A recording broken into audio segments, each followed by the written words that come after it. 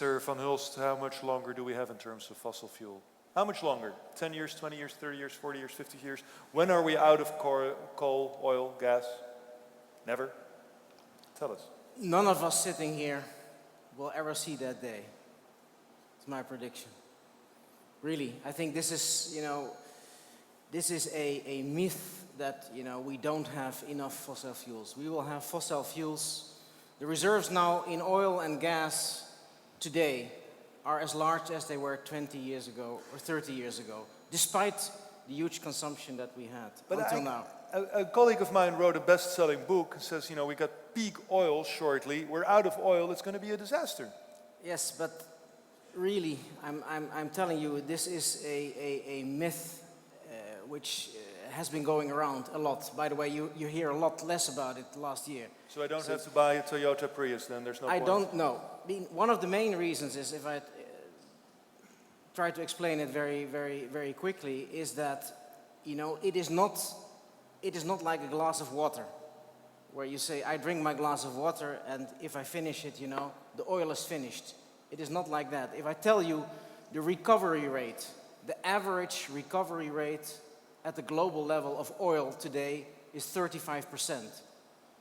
Now, it's a technical term, I apologize, but it means 65% of the oil which is in the ground stays there. Now, why does it stay there? It stays there because we do not have the technology yet to get it out, or it is too costly to get it out. Now, if I increase my recovery rate to 36%, I have 2 years more of global oil consumption and only increasing it with 1%. So obviously the technology will develop, and we are now getting oil out of the ground, very deep sea, at levels which 10, 15 years ago would be thought completely unthinkable. So this technology will progress, and if oil would become more scarce, which it probably will, and the price will go up again, then the incentive, the economic incentive also, to recover more oil will be also going up. So again, you will not see the end of oil, nor will your children. But I mean, without being facetious and without trying to be funny, seriously though, I blocked out 20 minutes for our discussion about the energy crisis. Shall we skip to the next chapter? Yes. This is not the issue. Yes. But where do all these stories about energy shortage, about fossil fuels running out, where do they come from? Well, I mean, there are a lot of people which are what I call techno-pessimists. They think, yes, it is true that we have this technological advances, but we sort of are at a plateau at the end of it.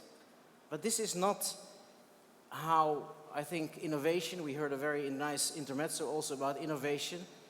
Obviously there is a lot of innovation going on, and I tell you, in fields in Saudi Arabia, again I make this comparison with the global recovery rate of 35%.